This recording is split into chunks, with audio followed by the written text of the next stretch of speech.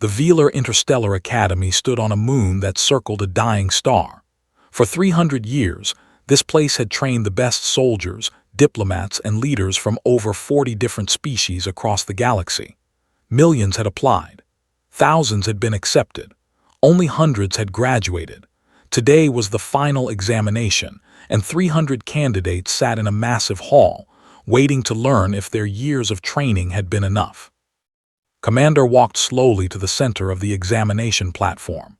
He was an ancient species known for their patience and wisdom. His skin looked like living crystal, shifting between blue and purple as light touched it. 6 eyes, arranged in 2 rows of 3, scanned the room with cold intelligence. He had administered this examination for 60 years. He had seen candidates from every corner of the galaxy sit in these seats, and every single time they made the same mistake. "Welcome to your final test," said. His voice was soft but carried perfectly through the silent hall. "Many of you believe you are ready. You have studied warfare, diplomacy, survival, and strategy. You have trained your bodies and sharpened your minds. But knowledge means nothing without wisdom. Strength means nothing without understanding." The candidates listened carefully. Some sat tall with confidence. Others shifted nervously in their seats. They came from dozens of worlds, each species unique in appearance and ability. Some had scales. Some had fur. Some had armor like skin that could stop bullets. Some had claws that could tear through metal. The diversity of life in the galaxy was on full display in this room. Let the silence stretch, then he spoke again. "Your final test is simple. Somewhere in this room sits a concealed predator species, a true danger. You have 1 hour to identify this threat. Submit your answer before time expires. Those who answer correctly will graduate. Those who fail will be dismissed." The room changed immediately. The air grew thick with tension. Candidates who had been sitting peacefully now looked at their neighbors with suspicious eyes. Trust evaporated like water under a hot sun. Friends who had trained together for years suddenly wondered if they really knew each other at all. In the front rows sat the delegation. They were massive creatures, each one standing over 2.5 meters tall when upright. Their skin was like thick leather, gray and tough. 2 large tusks curved upward from their lower jaws, and their hands ended in fingers that could crush stone. They had been conquerors once. Their empire had spanned 100 worlds before they joined the Galactic Compact. Everyone knew their history. Everyone remembered their wars. Was the youngest of the candidates. He was only 19 cycles old, barely an adult by his species standards. But he had worked harder than anyone to reach this place. His family had sacrificed everything to send him here. Now, as he felt dozens of eyes turning toward him, he understood that his appearance had already condemned him in their minds. 3 rows behind the Sattha. They were beautiful in a dangerous way, with scales that shimmered like oil on water and bodies built for speed and killing. Small venom sacs sat beneath their jaws, a remnant from their evolutionary past. Most could not produce enough venom to harm anyone, but the reputation remained. A young female with green and gold scales felt the weight of those stares. She wanted to stand up and explain that she had never hurt anyone in her life, but she knew it would not matter. Fear did not listen to reason. Near the middle of the hall, the twins sat side by side, and were pack hunters from a world of endless forests. Their species had evolved to work together, communicating through clicks and subtle body movements. They could coordinate attacks without speaking a single word. On there, nothing escaped when they hunted together. Here, in this examination hall, they were submitted as threats 4 times before the first 15 minutes had passed. But in row 3, seat 14, a small figure sat quietly and watched everything unfold. Her name was. She was human, 24 years old, with dark hair tied back in a simple ponytail and brown eyes that missed nothing. By galactic standards, she was completely unremarkable. She had no claws, no tusks, no venom, no armor. Her body was soft and fragile compared to almost every other species in the room. She could not run as fast as the. She could not fight as powerfully as the. She could not hunt as efficiently as the. When other candidates looked at her, they saw nothing worth fearing. Most did not look at her at all. Opened a small notebook and began writing. She recorded observations about the room, about the candidates, about the patterns of accusation forming around her. She noted how fear spread like a disease, jumping from one group to another. She watched as the obvious threats drew all the attention while the subtle ones were ignored completely. A candidate sitting 2 seats away glanced in her direction, offered him a polite smile. He looked through her as if she were invisible and continued scanning the room for real threats. She was not offended. She was used to being underestimated. Her entire species had built its survival on being underestimated. Up on the platform, Commander observed the examination with all 6 of his eyes. His assistant, a young with silver feathers, stood beside him with a data tablet. "The submissions are coming in quickly," the assistant reported. "Candidates are leading, are second, third." Made a sound that might have been a laugh, and the human. The assistant checked the tablet. 0 submissions against her, Commander. Of course. His crystalline face caught the light as he turned to watch row 3. Every cycle they make the same mistake. They look for the obvious danger, the loud one, the one with claws and teeth and size. He paused. They never think to fear the quiet one, the patient one, the one who smiles. The assistant followed his gaze to the small human woman who sat writing in her notebook, completely ignored by 300 of the galaxy's most promising minds. "Do you think she knows?" the assistant asked. Watched as looked up from her notebook and met his gaze across the vast hall. She did not look away. She did not flinch. She simply acknowledged him with the smallest nod, then returned to her observations. "Yes," said quietly. "She knows exactly what she is. The question is whether anyone else in this room will figure it out before time runs out." The clock on the wall showed 47 minutes remaining. The accusations continued to fly. And in row 3, the most dangerous creature in the room kept writing, kept watching, and kept smiling. 35 minutes remained on the examination clock when felt something break inside him. He had tried to ignore the stares at first. He had told himself that he was a candidate like any other, that his years of hard work and dedication would speak louder than his appearance. But as the minutes passed and the submissions piled up against him, that hope slowly died. A candidate 3 rows behind him stood up and pointed directly at his back. "I submit the male in row 1 as the concealed predator," she announced loudly enough for everyone to hear. "His species has a documented history of conquest and violence. His physical capabilities make him the most obvious threat in this room." Did not turn around. He kept his eyes forward, his massive hands flat on his desk. His tusks, which had been the pride of his family line, now felt like chains around his neck. He had not chosen to be born. He had not chosen to inherit the weight of his ancestors' wars. But the galaxy had already decided what he was, and nothing he said would change their minds. "That is the 47th submission against candidate," Commander's assistant noted quietly. Said nothing, he simply watched. Across the hall was experiencing her own quiet torment. The female had always been proud of her scales, the way they caught light and created rainbows across her skin. Her mother had told her she was beautiful. Her teachers had told her she was brilliant. But here, in this examination hall, she was nothing but a monster in their eyes. 2 candidates had physically moved their seats away from her. Another had requested to change rows entirely. When she tried to make eye contact with a she had studied with for 2 years, the looked away as if carried some terrible disease. The venom sacs beneath her jaw were nearly useless. She had been tested at the Academy's medical center during her first week. The doctors had confirmed that she could not produce enough venom to harm anything larger than a small insect. But facts did not matter when fear took hold. People saw what they expected to see, and they expected them to be killers. Submitted her own answer into the examination system, choosing a candidate she barely knew. She felt guilty immediately, But what choice did she have? If she did not submit someone, she would fail automatically. The examination forced them to turn against each other, to let their worst instincts guide their decisions. Perhaps that was the point.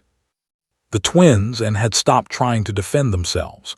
Their species communicated through subtle clicks and body movements, a language that other species found unsettling.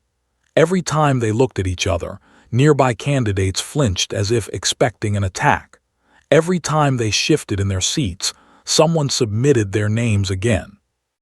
Wanted to explain that only hunted animals on there, never intelligent beings. Wanted to tell them that their pack bonds extended to friends and allies, not just family. But they had learned long ago that the galaxy did not want explanations. The galaxy wanted simple stories with clear villains, and they had been cast in that role centuries ago. Meanwhile, in row 3, continued her observations. She had filled 7 pages in her notebook by now. She had documented every submission, every accusation, every fearful glance. She had mapped the patterns of paranoia spreading through the room like ripples in a pond, and she had noticed something that no one else seemed to see. No one was looking at the real threats. The examination hall contained 300 candidates. Among them were species with biological weapons far more dangerous than tusks or venom. There was in row 7 whose feathers could release paralytic spores when threatened. There was in row 12 whose crystalline body could generate electrical discharges strong enough to stop a heart. There was a small, quiet species called the in the back row whose blood was so acidic it could dissolve metal. But no one submitted any of them, because they did not look dangerous, because they did not match the image of what a predator should be.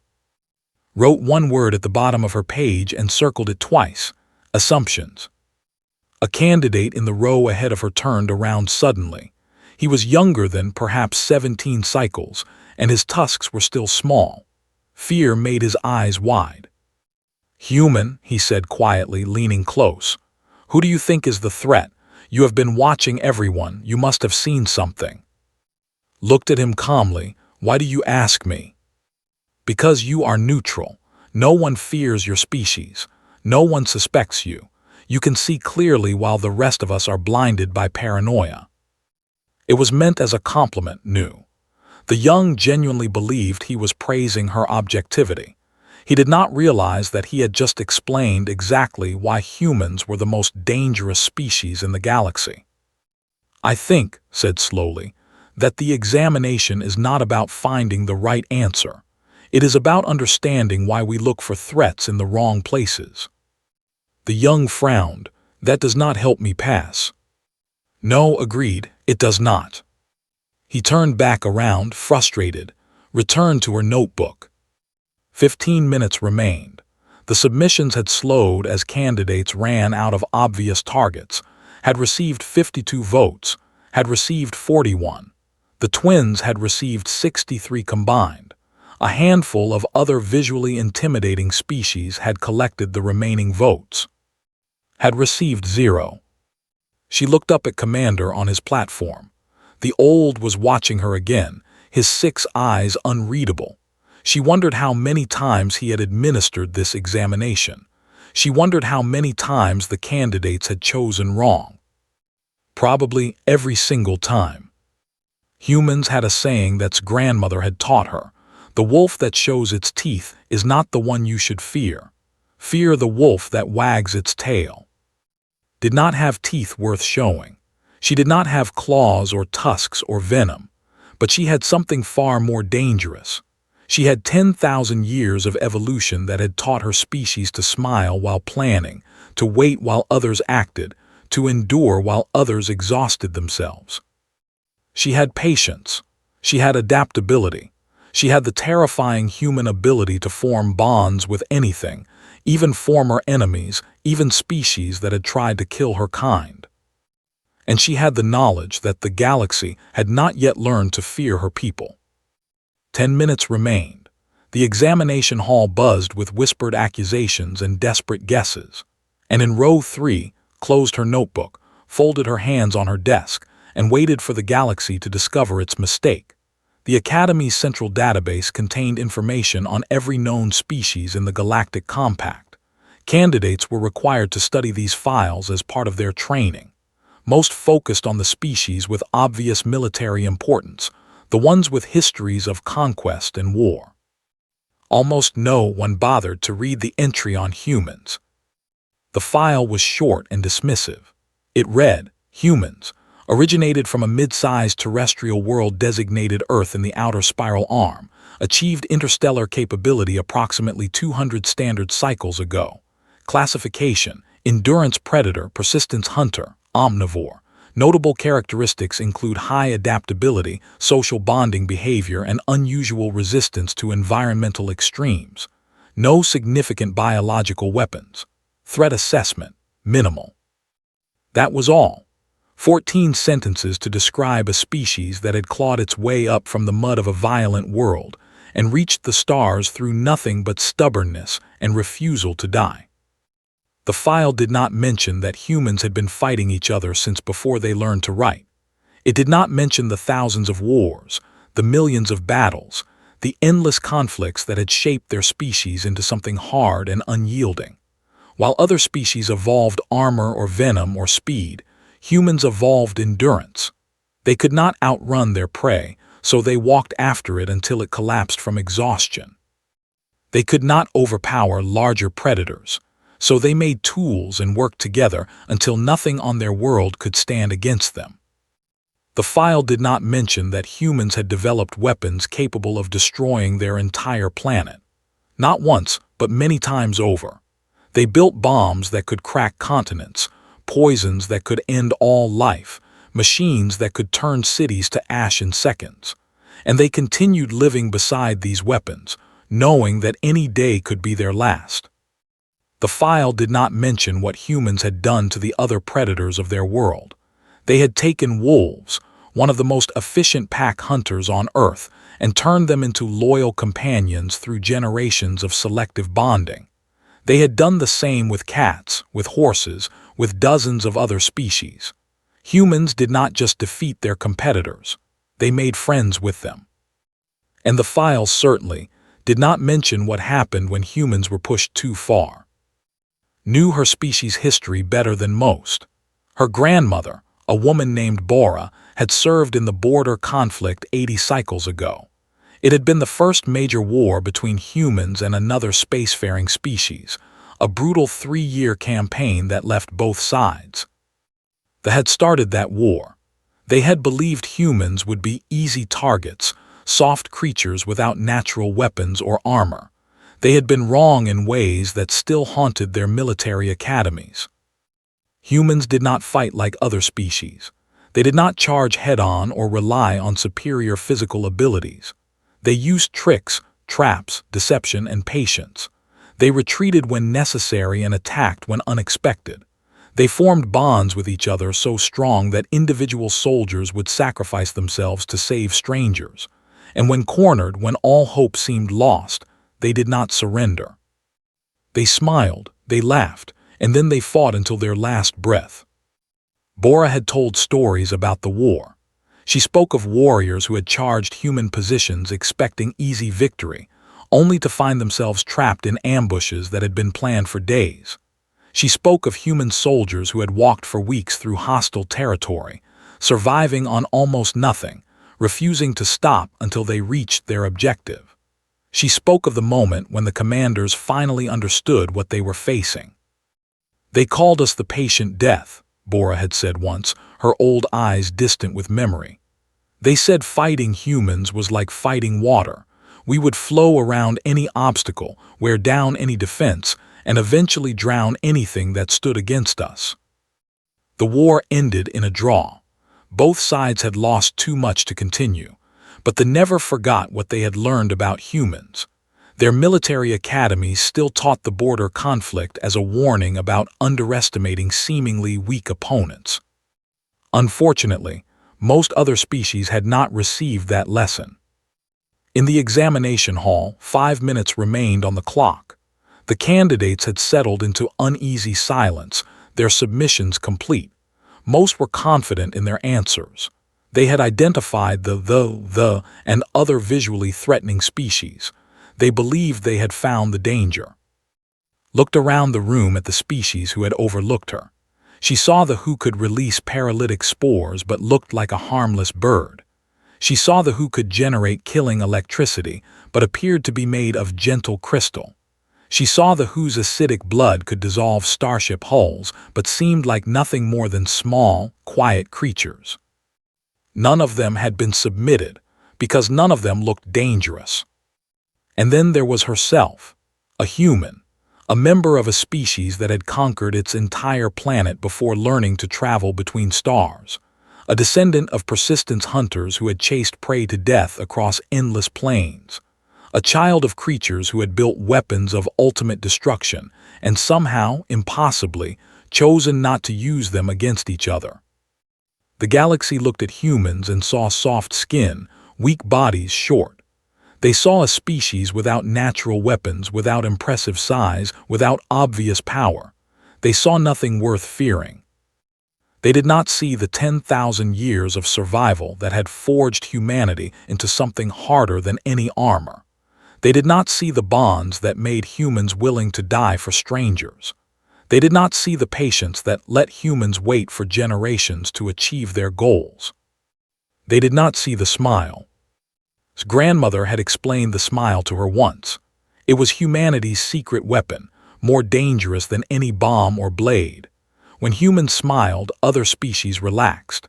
They assumed friendliness, assumed safety, assumed that the small, soft creature in front of them was not a threat. And by the time they realized their mistake, it was already too late. 2 minutes remained. Closed her eyes and thought about her grandmother, about the stories of the border conflict, about the long road that had brought humanity from caves on a small blue planet to this examination hall among the stars. We are not the loudest, she thought. We are not the strongest. We are not the fastest or the most powerful. But we are patient. We are adaptable. We are impossible to kill completely. And we never, ever stop. 1 minute remained. Commander stepped forward on his platform, preparing to announce the results. The candidates held their breath. And in row 3, opened her eyes and smiled. The examination clock reached 0 with a soft chime that echoed through the silent hall.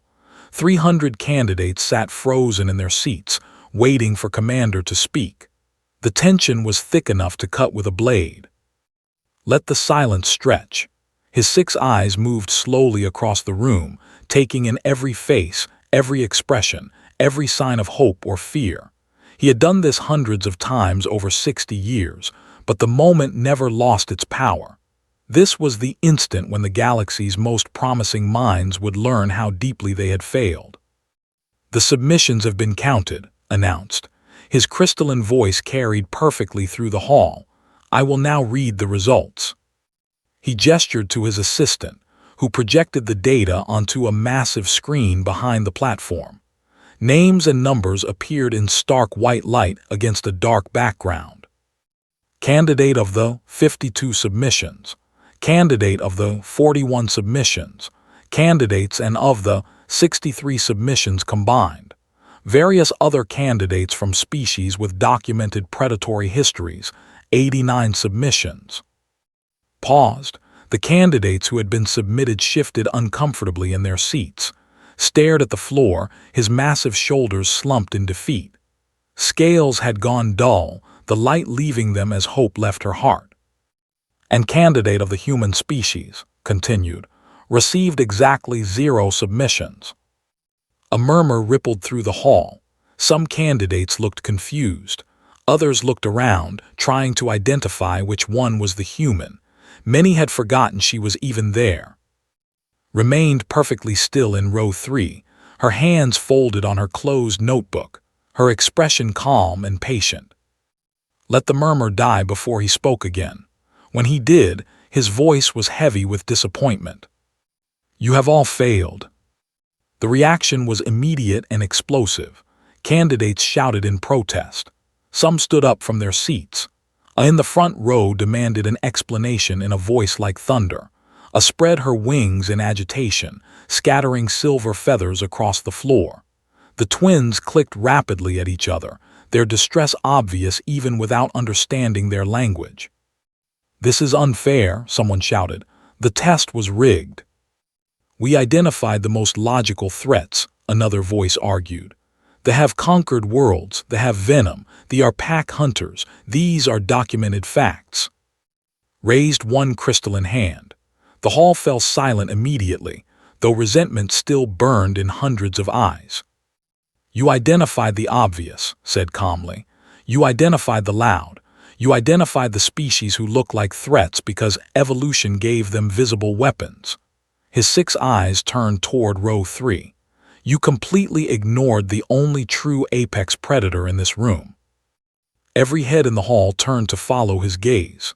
300 pairs of eyes found sitting quietly in her seat, unchanged, unremarkable, exactly as she had been for the entire hour. "The human," someone asked in disbelief. "The small one with no claws, she is the danger." "She is not just the danger," replied.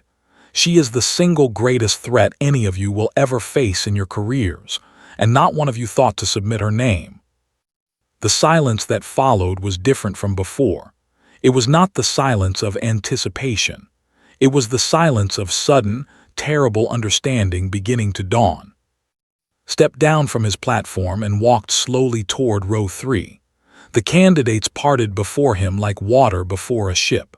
When he reached the seat, he stopped and looked down at her with something that might have been respect.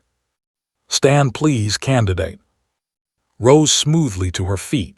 She was the smallest person in the immediate area, barely reaching the chest of the nearest. Her body was soft, her frame delicate, her appearance utterly non-threatening. "Tell them," said, "tell them what your species is." Looked out at the sea of faces watching her. She saw fear beginning to replace confusion in many eyes. Good. Fear was the first step toward understanding. "Humans are persistence predators," she said. Her voice was quiet but clear. "On our, we could not outrun our prey. We were not fast enough, not strong enough, not powerful enough to hunt the way other predators did. So we evolved a different strategy." She paused, letting her words sink in. "We walked. We followed our prey for hours, for days, for as long as it took. Other animals had to stop to rest, to cool down, to recover their strength. We did not. We kept walking. Eventually, no matter how fast or strong our prey was, it would collapse from exhaustion. And then we would be there, waiting, patient, still moving." The hall was utterly silent now. "We are endurance predators," continued. "We do not need to be the fastest or the strongest. We only need to be the last one standing, and we always are." In the front row raised her hand hesitantly. It was the one who had been submitted 41 times. "But you have no weapons," said. "No venom, no claws, no armor. How can you be more dangerous than species with natural weapons?" Smiled. Several candidates flinched at that smile without understanding why. "We made our own weapons," replied. "When we could not kill with our hands, we made spears. When spears were not enough, we made bows. When bows were not enough, we made guns. When guns were not enough, we made bombs that could destroy cities. When cities were not enough, we made bombs that could destroy worlds." She let that sink in before continuing. "And we are still here. We built weapons capable of ending all life on our planet, and we chose not to use them. Not because we could not, because we chose not to. That choice is what makes us dangerous. We could end everything, and we decided not to. So far." Commander nodded slowly. This examination was never about identifying the most physically threatening species. It was about teaching you to recognize true danger. True danger does not announce itself. True danger does not have obvious claws and teeth. True danger is patient, adaptable, and impossible to predict. He turned to face the full hall again. "Humans have been members of the Galactic Compact for 200 cycles. In that time, they have formed alliances with species that once tried to exterminate them. They have turned enemies into friends, rivals into partners, strangers into family. They bond with anything, adapt to everything, and never stop pursuing their goals. His crystalline voice dropped lower. If you ever face a human in battle, pray that they kill you quickly, because if they do not, they will simply wait. They will watch. They will learn your weaknesses, and eventually, when you least expect it, they will smile and end you. Remained standing as returned to his platform. She could feel the weight of 300 stares pressing against her, and for the first time in the examination, she allowed herself to feel satisfied. The galaxy was beginning to learn.